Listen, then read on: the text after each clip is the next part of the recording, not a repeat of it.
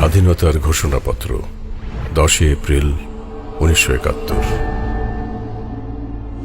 1971 সাল 7ই March racecourse ময়দান। বাঙালি জাতির অবিসংবাদিত নেতা বঙ্গবন্ধু শেখ মুজিবুর রহমান ঘোষণা করলেন, এবারে সংগ্রাম আমাদের মুক্তির সংগ্রাম, এবারে সংগ্রাম স্বাধীনতার সংগ্রাম। তিনি নির্দেশনা দিলেন, আর যদি একটা গুলি চলে প্রত্যেক ঘরে ঘরে শুল্ক করে তোলো। 25শে মার্চ ভয়াল কালরাত্রি। বর্বর পাকিস্তানি হানাদার বাহিনী নিরীহ নিরস্ত্র বাঙালির ওপর হায়নার মতো ঝাঁপিয়ে পড়ল। বঙ্গবন্ধু স্বাধীনতা যুদ্ধের ঘোষণা দিলেন। This may be my last message. From today, Bangladesh is independent. I call upon the people of Bangladesh, wherever you might be and with whatever you have, to resist the army of occupation to the last. Your fight must go on until the last soldier of the Pakistan occupation army is expelled from the soil of Bangladesh and final victory is achieved. শুরু হলো মুক্তিযুদ্ধ। 10ই April নির্ধারিত হলো স্বাধীনতার ঘোষণাপত্র। স্বাধীনতার ঘোষণাপত্র, Mujibnagar, Bangladesh, 10 April 1971। 1971 সালের 25শে মার্চ রাত 11:30টায় বঙ্গবন্ধু শেখ মুজিবুর রহমানের স্বাধীনতা যুদ্ধ ঘোষণার পরিপ্রেক্ষিতেই 1971 সালের 17 এপ্রিল মুজিবনগরে বাংলাদেশের স্বাধীনতা ঘোষণা করা হয়।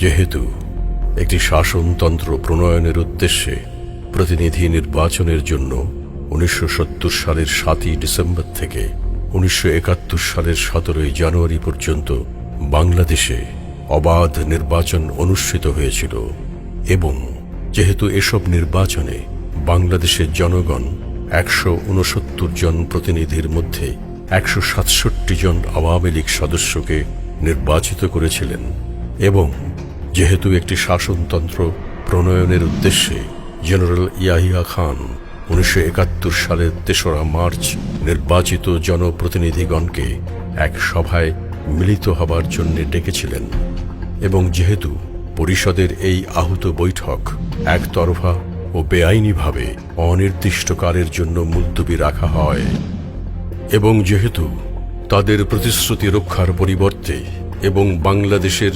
জনপ্রতিনিধিদের সাথে আলোচনারত অবস্থায় থেকেও পাকিস্তান কর্তৃপক্ষ এক অন্যায় ও প্রতারণাপূর্ণ যুদ্ধ শুরু করে এবং যেহেতু এরূপ প্রতারণাপূর্ণ ব্যবহারের বাস্তব অবস্থা ও পরিস্থিতিতে বাংলাদেশের 7.5 কোটি মানুষের অবিসংবাদিত নেতা বঙ্গবন্ধু শেখ মুজিবুর রহমান বাংলাদেশের জনগণের আত্মনিয়ন্ত্রণাধিকারের ন্যায়সঙ্গত দাবি পূরণের মাধ্যমে 1971 সালের 26শে মার্চ ঢাকায় স্বাধীনতার এক ঘোষণা দান করেন এবং বাংলাদেশের মর্যাদা ও সংহতি রক্ষার জন্য বাংলাদেশের জনগণের প্রতি আবেদন জানান এবং যেহেতু একটি নৃশংস ও বর্বর যুদ্ধ পরিচালনায় মেতে পাকিস্তানি কর্তৃপক্ষ অন্যান্যদের সাথে বাংলাদেশের বেসামরিক ও নিরস্ত্র মানুষের ওপর অগণিত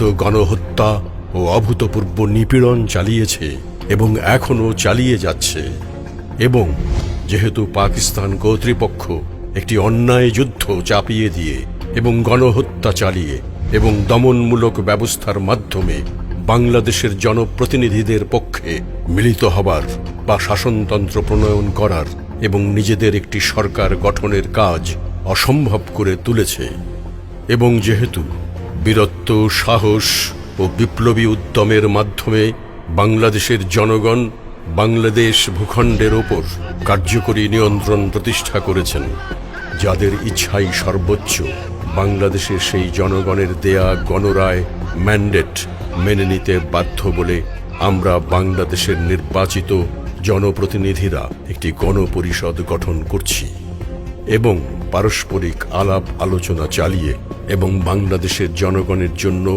সাম্য, মানবিক মর্যাদা ও সামাজিক ন্যায় বিচারের নিশ্চয়তা বিধানের জন্য বাংলাদেশকে একটি সার্বভৌম গণপ্রজাতন্ত্র হিসাবে গঠন ও ঘোষণা করছি এবং এর মাধ্যমে বঙ্গবন্ধু শেখ মুজিবুর রহমানের স্বাধীনতা ঘোষণার প্রতি অনুসমর্থন দান করছি এবং সুনিশ্চিতভাবে ঘোষণা করছি ও অঙ্গীকার নিচ্ছি যে একটি শাসনতন্ত্র প্রণীত না হওয়া পর্যন্ত বঙ্গবন্ধু শেখ মুজিবুর রহমানই থাকবেন এই প্রজাতন্ত্রের রাষ্ট্রপতি এবং সৈয়দ নজরুল ইসলাম থাকবেন উপরাষ্ট্রপতি এবং রাষ্ট্রপতি প্রজাতন্ত্রের যাবতীয় সশস্ত্র বাহিনীর সর্বাধিনায়ক হবেন।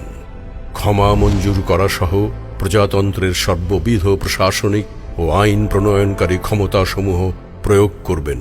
তাঁর হাতে একজন প্রধানমন্ত্রী এবং তার বিবেচনা অনুযায়ী প্রয়োজনীয় অন্যান্য মন্ত্রী নিয়োগের ক্ষমতা থাকবে। ট্যাক্স ধার্য করার ও অর্থ ব্যয়ের ক্ষমতা থাকবে। গণপরিষদ ডাকার ও ভেঙে দেওয়ার ক্ষমতা থাকবে।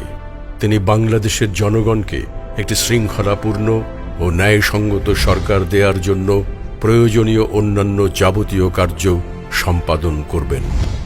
আমরা বাংলাদেশের জনগণের নির্বাচিত প্রতিনিধিরা আরও অঙ্গীকার করছি যে কোনো অবস্থায় রাষ্ট্রপতি না থাকলে অথবা রাষ্ট্রপতি তাঁর কার্যভার গ্রহণে অসমর্থ হলে বা যে কোনো কারণে রাষ্ট্রপতি তাঁর ক্ষমতা প্রয়োগ করতে না পারলে রাষ্ট্রপতির ওপর ন্যস্ত সমস্ত ক্ষমতা, কর্তব্য ও দায়িত্ব উপরাষ্ট্রপতির উপর বর্তাবে এবং তিনি তা প্রয়োগ করবেন। আমরা আরও অঙ্গীকার করছি যে বিশ্ব পরিবারের সদস্য হিসাবে সকল কর্তব্য এবং দায়িত্ব পালন ও বাস্তবায়িত করব এবং জাতিসংঘের সনদ মেনে চলব। আমরা আরও ঘোষণা করছি যে স্বাধীনতার এই ঘোষণাপত্র 1971 সালের 26শে মার্চ থেকে কার্যকরী হয়েছে বলে গণ্য করা হবে।